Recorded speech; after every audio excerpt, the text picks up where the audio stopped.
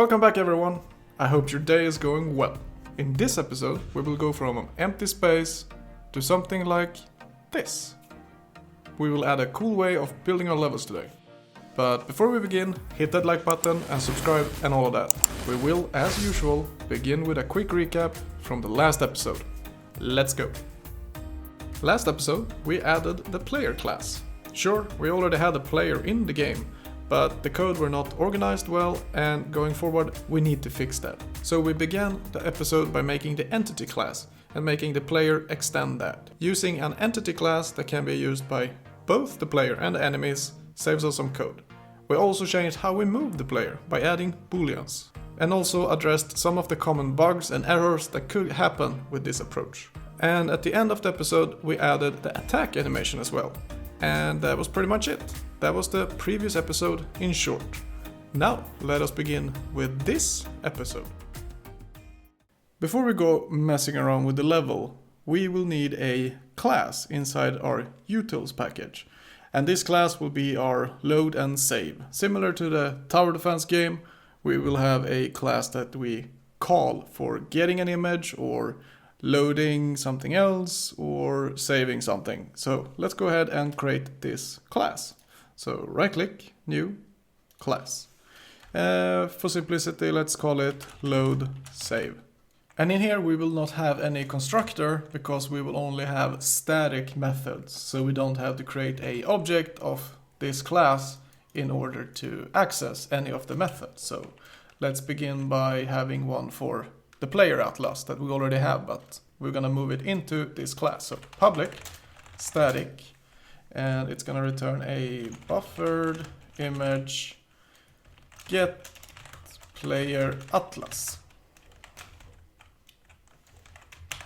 Then we need to import this method as well. And let's go into our player class, right? So we wanna move, let's see, let's just copy all of it. We want to move all of it inside here. We want to keep the input stream, but we don't have any animations here. No. And we want to start by fixing how we access our player sprites. And since we're using a static method, we cannot use getClass. So we simply call then the class name, which in this case is LoadSave. So LoadSave.class.getResource as stream. And now we just need to deal with the return. So we're gonna copy this and put it at the top here. And we can remove that, and then we just say image equals that.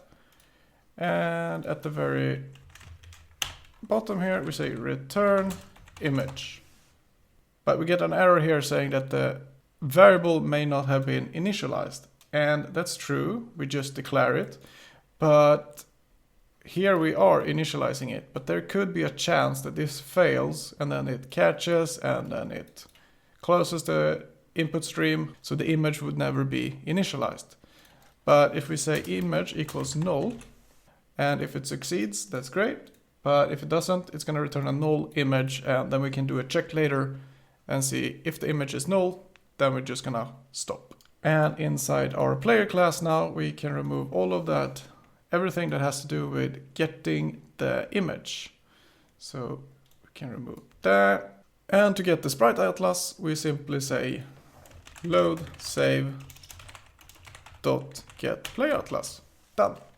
And we've saved that and we try it if it works. And it does. Perfect. So now our static method is returning our image for us. Perfect. But we're going to change this method just a little bit. And if you think about it, all it's doing it is returning an image. But we're going to need to return more images later. We're going to need a level, for example. So how will we do this? The easiest and best way that requires the least amount of code. Well, what if we change the name of this to get sprite atlas? And up here we make a public static final string and call it player atlas, and we call it equal this, or rather this. Boom, like so. And then we remove this. And we say plus. And then we give it a string file name. And we say plus file name. Perfect. And now in our player class, we say LoadSave dot player atlas. And it's not called player atlas, it's called get sprite atlas. So now we can decide what type of sprite atlas, and it should work just as well. And it does. So next time we need a new sprite atlas, we only declare it up here. And if it's the level atlas or whatever, we simply have it declared up here and pass it in here from the whatever class we're doing, and we will retrieve it, which is much simpler. So we only need one method for all sprite atlas. There is something we should do in order to make our lives easier, and it has to do with how we set the size of our game. And right now we're just typing out 1280 and 800. We have no control over how many tiles we want, how big the tiles are from this. So we're gonna change this so we don't have to specify in values like 1280 by 800. There should be some variables that takes care of it for us. And when we then draw our game, we need to figure out how many tiles is it, how big are the tiles, and so on. That should be calculated right away. So inside our game class, we're gonna add a few variables. We're gonna have a public final static int, and this will be the default size of our tile. So that will be 32, but let's call it tiles default size equals 32, just like that. And then we need a public final static float, and we're just gonna call it scale, and we're gonna put it at 1.0 float right now. And we also need a public final static int for tiles in width. How many tiles in width do we want? So let's go with 26. Oh, equal 26, my bad. And we need one identical, but for height, so tiles in height, and we're gonna go by 14. And now we can actually get the actual size of the tile. So public final static int tiles size is equal to tiles default size times scale. And we're just gonna cast this over to integers, an int, like so. But when you're playing with scale here, instead of going 1.2345 whatever, try to keep it so that the size of the tiles will always be a round number. So 1.5 would equal to 48, 2.0 would be 64, I think even 2.25 would work, so that would be 72, but we're gonna keep it at a 1.5 just for now. So our tiles will be, with this calculation, 48, because 32 times 1.5 will be 48, so the tile size will be 48. And now with these 5, we can now calculate the width and height. So public final static int game width equals tile size times and tiles in width. And you guessed it, we're gonna do the same for our height. So final static int game height equals tiles size times tiles in height. And then we can go to our game panel, and instead of saying 1280 by 800, we say game width and game height. And we could import them. We could access them by just going game.gamewidth, but that doesn't look as good. So we go up here by adding import static main.game.gameheight import static main.game.width, like so. And we can minimize that, and now we have a size with dimension game width and game height. But before we start it, let's add a susu and say size, and then just go game width plus game height and see what we get. So we got 1248 by 672. So if we do the math here, it should match and everything is working perfectly. Let's get our levels going, but to do that we're gonna need a new package actually. We're gonna call it new package and it will be called levels. And inside this package we will actually add two classes. We will add a level class, and the level will simply store the data of that level. But we're gonna start inside another class called LevelManager. And you can call it a handler, but since, I'm Karin and Karin loves manager, so, therefore I must also love manager. And we'll need a constructor first, so public LevelManager.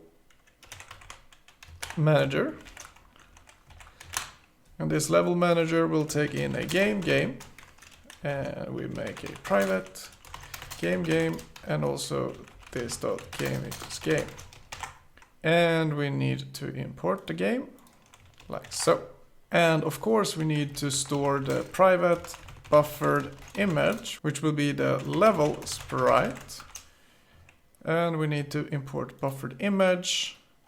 And in the constructor we can say level sprite is equal to, we need to go to load and save. And then we just copy this. We add a level atlas. And now we need a level atlas. So let's see what I have in store. And we're gonna start with the outside sprites. There are actually two sprite atlas, one for outside and inside. But we're gonna start with outside, and it's this one. So I'm just gonna copy it, go to our rest folder, and place the outside sprites. And then we also change the name for our level atlas to outside sprites.png. Yeah, that looks all right. So in our level manager, we say LoadSave.getSpriteAtlas, LoadSave.levelAtlas, like so. And then we save it. And this level manager will need a public void draw graphics G, and it will need to import the graphics too. And we also need a public void update, like so. And before we test it, let's just see if we can g.drawImage, and we want to draw the level sprite at 0, 0, null for observer, and then like so. And in our game class we simply create that private level manager, and we go down to init classes and say level manager equals new, and this. And after that we need to add level manager dot update, and we need one for dot draw, like so. And let's see if we can draw it, and we could. And now we have the level sprite inside our game. Perfect. Now we just need to make subsection out of it and use them as tiles. Just like the player atlas, we now need to bring all of these individual sprites into an array. And it's going to be a one-dimensional. We have no animations here, so everything into a long list of a one-dimensional array. We start by just changing this level sprite to an array, and instead of this line right here, we can actually comment this out, and here we say import outside sprites. And we're gonna create that method too. We wanna initialize this array equals new buffered image, and it's going to be, our sprite class is 12 sprites wide and 4 sprites in height. So it's going to be 12 times 4, which is 48. So it's going to be 48 in size. And then we add a nested for loop here. So int j equals 0. J is less than 4 because it's 4 in height. Then j plus plus. Then we add a for x as well. So int I equals 0. I is less than 12. I plus plus. And then we can add some brackets just to make it all a lot easier. And we want to say int index is equal to j times 12 plus I. I think that's going to be right, correct. The first one is 0, then the second one, it starts on the second row. Yeah, that looks right. And of course we need a temporary buffered image equals not new. And then we're gonna copy this, and that's why we commented it out, so we can just grab it quickly. And last we want to actually give some images to our level sprite array, and index is equal to image.getSubimage I times 32, j times 32, 32, and 32. And now when we want to draw it, we call a specific, let's say the second, or index number 2. Let's see if it works. We have a image, and I think it's going to be the second one. So it should be 0, 1, 2. Top left corner there. Yeah. That looks right. Perfect. Now the question is, how will we edit our level? We could build an editor part of this tutorial, but that is not really what this tutorial is all about. It would take quite a while to do, and I would like to make this tutorial shorter than the previous one. There is 3 ways that I am familiar with. The first one, and the best one of course, is to build an editor section, or even a different program that allows you to build the levels in it and then just export the files into your game. This is how I build my levels in The Last Viking. It would be the best way of doing it, but it would, as I said, take the most amount of time, and therefore we will not do it this way. The second one being the fastest and simplest. It is simply to use a 2D integer array, where each index of that array corresponds to a specific tile in that grid. And depending on what value that index have, we select a different type of tile. This is something you might have seen other tutorials use, and even myself in the beginning. It's simple and fast to implement, but when you start editing the levels, it's gonna be quite sluggish. And it will also be hard to read where in the level you are when you are editing it. So we won't use that one either. So, what's the magic third option? Well, it's an old school way of doing it, where you paint a level in an image file, where each pixel is a tile in the game. So the size of the image file needs to match the size of the level in the game. And we get the type of tile depending on the colors of that pixel. And it can range from 0 to 255. So it will be plenty more than we need. And we will only need to use one of the 3 colors. The green and blue colors we can save for later. Maybe for enemies and objects where they should spawn. And that's how we're gonna do it. So let's head over to our code and let's begin. And we will begin by adding a new method inside our LoadSave. And we will make it static as well, and it will return an integer 2D array. And the size of this array will match the size of our game window in terms of tiles per width and height.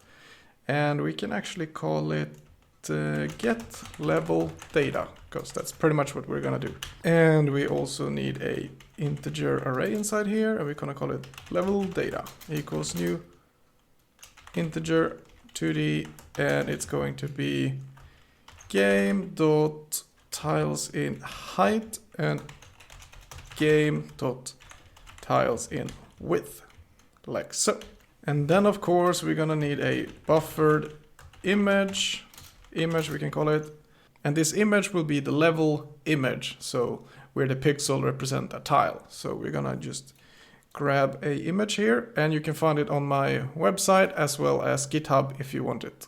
But we're gonna need a new string like this, and we're gonna call it level 1 data, and we're gonna call it the same, so level 1 data, so it matches with the file name. All right, and of course we can just get sprite atlas and we pass in level 1 data. So now we have the image. We're gonna make a for loop here, or a nested for loop actually. Int j equals 0. J is less than image.get height. So we get the pixel height. How many pixel in height is this image? And then j++ for int I equals 0. I is less than image.get width. Same there, pixel width and I++. And now we need to get the color. And to get the color, we go color equal new color. And we're gonna pass in image.getRGB. And it's not JI, it's I and J because it's XY, not YX. So that's something we need to keep in mind. And of course we need to import color. And now we got the color, all the 3 colors, red, green and blue. So all we want to do is to say level data J and I is equal to color.get red. So it's going to return the red value of this color variable. And when we're done with that entire array, we return level data. So whatever value red is, it's going to be the index later on for that sprite. So if it's value 3, then it's going to go for index 3 in the sprite array later when we draw it. But we could easily get some errors here, rather one big one. And that is in case we forget a pixel and the value is 150, but we don't have 150 sprites. So that would return an error in the term of array out of bounds. So we need to make a variable here, I think is much better. Int value is equal to whatever that is. And if value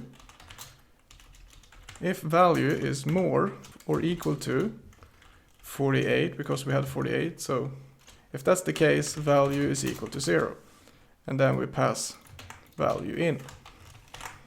So this just makes sure in case we are more or equal than 48, that index doesn't exist in the sprite atlas. So we just put it to 0 and then we pass that value into that position.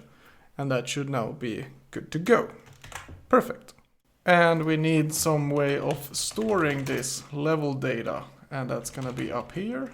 An integer array level data. And we need to get the integer array from somewhere. So we do that when we create the level. And then we say this.levelData equals level data. And to get the specific index for the sprite array, we're gonna have a getter here. So public int get sprite index. And it's gonna take in a int x and an int y for the position of the array. And then return level data y and x. Simple as that. And in our LevelManager, we're gonna create the level. So right underneath our level sprite, we add a private level 1. And we're gonna change how we create levels and how we load the levels. But for now, we just have one level. So we're just gonna do a very simple solution here. So level 1 equals new level, and we pass in LoadSave get level data, like so. And when we want to draw this, we want to do a loop. So for int j equals 0, j is less than game.tiles in height, and then j++. Then for int I equals 0, I is less than game.tiles in width, I++. And then we're going to draw it. First, we're going to need the index. So int index is equal to level1.get sprite index. We're going to pass in I and j, x, y. And now with this index, we can just copy this. And instead of 2, we pass in index. And now we need to figure out where we want to draw it. And it's going to be something like I times 32, which is the size of the tiles, and then times scale that we had in our game. But let's see if we can add that right inside our game class here. So we have tile size, which is what we're looking for. Yeah, we have this one here. So we're gonna use this tile size variable. So in our LevelManager, tile size times I, and then tile size times j, and then for width and height we also need a tile size and tile size. First we have the image, then we need an x, and then we need an y. Then we need a width, and then we need a height. And it's not recognizing tile size, so we can actually import that, I think. Now we just do it like game dot like so. And now it's going to recognize them like so. And if everything is working properly, we should be able to just draw it. But I know one thing is going to give us some problems, and that's in our game class, where we render the player behind the level. So the player is not going to be visible very much. So we just want to place the level behind the player. So the level should be at the very bottom, at the very back. So let's give it a try and see what we get. And this is the result. It's starting to look like a real game. Of course, we're gonna need to deal with the white background, and we're gonna have background images, but for now we can just leave it as white. But yeah, this is looking really good. It's a great start. And just to demonstrate, let's go to our game class and change the scale. So now scale is 1 float, and let's see if that works too. And it's working. That's pretty cool. So even if we change the scale, the level and the player is scaled appropriately. So yeah, this is looking really good. But let's keep it at 2 float. And I think this is a good stopping point. Alright, that's the end, folks. I would like to thank you for watching. I hope that you learned something today. And if you did, smash that like button and don't forget to subscribe. We got more work to do before this game is finished. Both the code and the resources can be downloaded from my website or on GitHub. Take your pick. But until the next video, I wish you all a wonderful day, and I hope to see you in the next episode as well. Bye!